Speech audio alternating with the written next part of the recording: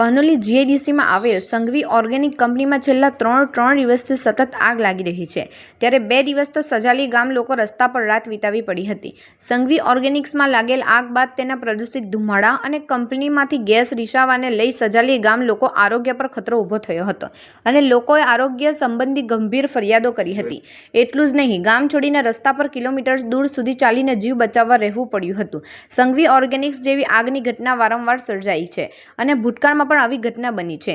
ત્યારે gas leakage જેવી ઘટનામાં તાત્કાલિક તપાસ કરવામાં આવે, પર્યાવરણ સુરક્ષાના નિયમોનું કડક પાલન કરવામાં આવે, ગ્રામ્ય વિસ્તાર પાણીના સ્ત્રોતની નિયમિત ચકાસણી કરવામાં આવે અને તેનું શુદ્ધિકરણની વ્યવસ્થા કરવામાં આવે, ગ્રામજનોના આરોગ્ય માટે વિશેષ આયોજન કરવામાં આવે. તેમજ પાનોલી જીઆઈડીસીની સજાલી ગામ પાસે એન્જિનિયરિંગ ઝોન હોવા છતાં ત્યાં અન્ય કેમિકલ ઉદ્યોગ આવેલા છે.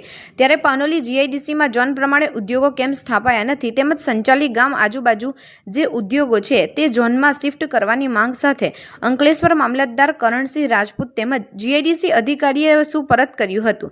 સજાલી ગામ આગેવાન અને પંચાયત સભ્ય શફાકત ભૈયાત સહિત આગેવાનો અને ગ્રામજનો જોડાયા હતા. સજાલી ઇમરજન્સી રિસ્પોન્સ સેન્ટર ઊભું કરવા પણ માંગ કરવામાં આવી હતી. સંઘવી ઓર્ગેનિક પ્રાઇવેટ લિમિટેડ કંપનીમાં લાગેલ આગથી સંજાલી ગામ તથા આસપાસના વિસ્તારોમાં પેદા થયેલ ગંભીર પરિસ્થિતિ અંગે યોગ્ય કાર્યવાહી કરવા બાબત સૌને જય ભારત વિનંતી છે કે અમારું ગામ પાનોલી જીઆઈડીસીની નજીકનું અને વચ્ચોવચ્ચનું ગામ છે. તારીખ 14/9/2025ના રોજ વહેલી સવારે લગભગ 4 વાગ્યે સંઘવી ઓર્ગેનિક્સ પ્રાઇવેટ લિમિટેડમાં અચાનક આગ લાગી હતી. આ આગથી ભારે પ્રમાણમાં ઝેરી ધુમાડો અને વાયુ ફેલાયો હતો, જેના કારણે અમારા ગામજનોનું ભયનો માહોલ પેદા થયો હતો અને ભગદડ મચી હતી. ઘણા લોકોને શ્વાસની તકલીફ, આંખોમાં ચરચરતા, માથામાં દુખાવો અને બીજી અનેક આરોગ્ય બાબતો ઊભી થઈ હતી. અમારા સંજાલી ગામના વિસ્તારમાં કેમિકલ કંપનીઓના કારણે વારંવાર પ્રદૂષણની પરિસ્થિતિ સીપીસીપીના અધિકારીઓ દ્વારા કે તંત્ર દ્વારા એવી કોઈ કડક અને સ્થાયી કાર્યવાહી કરવામાં આવી નથી કે જેનાથી ભવિષ્યમાં આવી ઘટનાઓ પર નિયંત્રણ આવે. પરિણામે ગ્રામજનો ભય અને અસુરક્ષા સતત વધી રહી છે. આવી દુર્ઘટનાઓમાં ફક્ત માનવ આરોગ્ય જ નહીં પરંતુ ખેતી, પશુધન, પીવાનું પાણી, પર્યાવરણ પર ગંભીર અસરો પડે છે અને અમારા આરોગ્ય પર પણ ગંભીર અસર પડે છે. ઝેરી વાયુઓના કારણે પાક બગડે છે, પાણીના સ્ત્રોતો પ્રદૂષિત થાય છે, પશુઓ બીમાર પડે છે અને લાંબા ગાળે લોકોમાં ગંભીર બીમારીઓ ફેલાઈ રહી છે. ગ્રામજનોનું રોજિંદુ જીવન ખોરવાઈ જાય છે અને લોકો પોતાના જ વતનમાં સુરક્ષિત અનુભવતા નથી. આ પરિસ્થિતિને ધ્યાનમાં રાખી સંજાલી ગામ રહેશે તરફથી આપને વિનંતી કરવામાં આવે છે કે આવી કંપનીઓમાં થતા ગેસ લીકેજ અને આગ જેવા બનાવોમાં તાત્કાલિક તથા વિગતવાર તપાસ હાથ ધરવામાં આવે.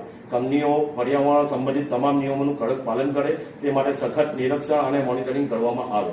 ગ્રામ્ય વિસ્તારોમાં પીવાના પાણીના સ્ત્રોતો નિયમિત ચકાસણી તથા શુદ્ધિકરણની વ્યવસ્થા કરવામાં આવે. ગામજનોના આરોગ્ય માટે વિશેષ આરોગ્ય શિબિર યોજી જરૂરી સારવારની સુવિધા પૂરી પાડવામાં આવે. આવનારા સમયમાં આવી દુર્ઘટના ન બને તે માટે સુરક્ષા માપદંડોનું કડક પાલન કરવા જરૂરી પગલાં લેવા વિનંતી.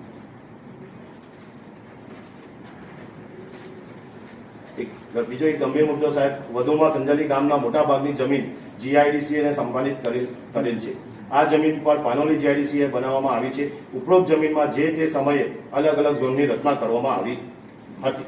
ગ્રામજનોના હિતમાં ગામને અડીને આવેલ આદિવાસી વિસ્તાર, રહેતાર વિસ્તાર અને તળાવોને અડીને આવેલ જમીન પર engineering zone, non chemical zone અને ફાર્મા ઝોનની રચના કરવામાં આવી હતી. પરંતુ છેલ્લા કેટલાક વર્ષોથી આ બંને ઝોનો જે ગામના લગતા નોન પોલ્યુશન ઝોન છે એમાં કેટલીક કેમિકલ કંપનીઓ આવી ગયેલ છે જે ગેરકાયદેસર અને નિયમ વિરુદ્ધ કાર્ય કરેલ છે. આ કેમિકલ કંપનીઓને પરમિશન નાખવાની કોણે આપી? ઉપરાંત જમીનનો હેતુ બદલવાની પરમિશન છે કે કેમ? જો પરમિશન છે તો ગામજનોને વિશ્વાસમાં લેવામાં આવેલ નથી અને ગામજનોના આરોગ્ય સાથે ભયંકર ચેડા થયેલ છે. આ કેમિકલ કંપનીઓમાં વારંવાર ગેસ ગળતર, આગ લાગવાના બનાવો બને છે, જેને લીધે 2 થી 3 વાર ગેસ લીકેજ કરવા કારણે સંજાલી ગામ આખું ખાલી કરવાનો વારો આવ્યો છે. આ કેમિકલ કંપનીઓ વરસાદની ઋતુમાં ખુલ્લામાં પોતાનું ઝેરી કેમિકલ પાણી છોડી દે છે. આ ઝેરી પાણી વરસાદના પાણી સાથે ગામના આદિવાસી વિસ્તારો અને બીજા વિસ્તારોમાં લોકોના ઘરોમાં ભરાઈ જાય છે, જેના લીધે લોકોના ચામડીના ગંભીર રોગો અને બીજા આરોગ્યના રોગો થાય છે. આ કેમિકલ કંપનીઓમાં ઝેરી ગેસથી અસર 24 કલાક હવામાં રહે છે, જેના લીધે ગામના લોકો ગંભીર રોગોના ભોગ બની રહ્યા છે. ગામજનોએ જે હેતુ માટે જમીન સંપાદનમાં આપી હતી તેનો કંપનીઓએ હેતુ ભંગ કરી નિયમ વિરુદ્ધ કાર્ય કર્યું છે. તો ગામજનોની અને અમારી એવી માંગણી છે કે આ બંને ઝોનમાં ઊભી કરેલી કેમિકલ કંપનીઓ એટલે સાહેબ જે નોન પોલ્યુશન ઝોનમાં જે કેમિકલ કંપનીઓ ઊભી કરી છે એની પરમિશન રદ કરી તાત્કાલિક ધોરણે બંધ કરવામાં આવે અને પછી આ બંને ઝોનમાં કેમિકલ કંપનીઓ ઊભી કરવાની પરમિશન નહીં આપવામાં આવે. જો આમ કરવામાં વિલંબ થશે તો ગ્રામજનો અને અમે અમારે ગાંધી ચિંધ્યા માર્ગે આંદોલન કરવાની પડશે. જે ધ્યાનમાં આપ શ્રી વિનંતી છે કે ઉપરોક્ત મુદ્દાઓ તાત્કાલિક ગંભીરતાથી લઈ યોગ્ય પગલાં કરવામાં આવે એવી અમારા ગ્રામજનો આરોગ્ય કચેરી અને પર્યાવરણ